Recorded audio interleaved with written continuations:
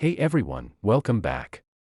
If you're enjoying your weekend weather, you might want to take a closer look at what's coming next, because Canada is about to see a major shift. From warming temperatures in the west to a sharp cooldown in the east, and even flooding concerns continuing in parts of Ontario, there's a lot happening as we head into the new week. Let's start on the west coast, where a noticeable drying trend is beginning to take shape. Southern British Columbia is moving into a stretch of quieter weather, with very limited rainfall expected over the next several days. Aside from a few light showers wrapping up across the central coast and parts of the interior today, most areas will see a good amount of sunshine. By Monday afternoon, cloud cover will begin to increase slightly, but the bigger story is the warming trend.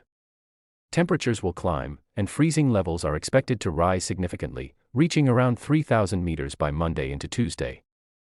While that may sound like good news for some, it does mean increased snowmelt in higher elevations. If you're heading into mountainous or backcountry areas, be aware that melting snow can create unstable conditions. Now shifting north, conditions remain much colder. Areas like Iqaluit are seeing snow to start the day, and additional systems are moving across the Northwest Territories. These systems will continue to bring periods of snow, especially along the northern prairies and into nearby regions. Temperatures here remain well below freezing, and winter conditions are still firmly in place. Across the prairies, there's a bit of a transition underway. Before the warmer pattern fully arrives, some light flurries are expected across northern parts of Alberta, Saskatchewan, and Manitoba. These will be brief, though, as a strong high-pressure system builds in behind it. This high-pressure ridge will bring a much-needed shift in the pattern, allowing temperatures to rise significantly across southern parts of the prairies. By Monday, we're looking at highs climbing into the 20s in some areas, including around 23 degrees in Medicine Hat, mid-teens in Saskatoon, and upper teens in Winnipeg. After a long stretch of colder weather, this will feel like a big improvement. But while the west warms up, the cold air is shifting eastward. Ontario and Quebec are about to feel a noticeable drop in temperatures as we move into the start of the work week. Monday highs will be surprisingly cold for this time of year. Cities like Toronto, Ottawa, and Montreal may only reach around 2 to 3 degrees during the day. That's colder than some areas further north, including Thunder Bay. It's a sharp reminder that spring still has some ups and downs left. Adding to the concern in Ontario is the ongoing flooding risk.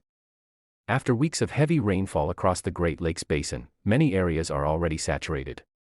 Some locations have seen record-breaking precipitation totals over March and April. Flood warnings, watches, and statements are in effect across large parts of central, eastern, and southern Ontario. With rivers already running high, any additional rainfall or melting snow could worsen the situation. As we wrap up the weekend and head into Sunday night, precipitation continues across parts of Quebec, especially in the eastern townships. But as colder air moves in, that rain may begin to mix with or change over to snow. So don't be surprised if you see a few flurries returning in those areas. Rainfall totals could reach up to 30 millimeters along the St. Lawrence Basin, while further north, snowfall will be more significant, especially as systems continue to move through Atlantic Canada. Atlantic regions will start Sunday with some light showers, but conditions will become more active as the next system approaches. While temperatures may hold on to some mildness early on, cooler air will follow as we move deeper into the week. So the big picture across Canada is a clear contrast. The west is warming up and drying out, while the east turns colder with ongoing precipitation and flooding concerns. It's a classic spring pattern, where different air masses continue to battle across the country. Here's a quick update on what's been happening across Ontario, because it's been an incredibly wet start to spring, and the numbers really tell the story. Over the past several weeks, repeated rounds of heavy rain and thunderstorms have soaked much of the province. When we compare this to history, it's getting very close to record-breaking levels. Back in 1991, March and April combined saw about 202 millimeters of rainfall. Now in 2026, as of April 17th, we've already reached around 180 millimeters. That means we're only about 20 millimeters away from tying that record, and we still have nearly 2 weeks left in the month. In fact, some locations have already broken records. Wyerton has recorded about 247 millimeters of rain in just a month and a half, which is remarkable.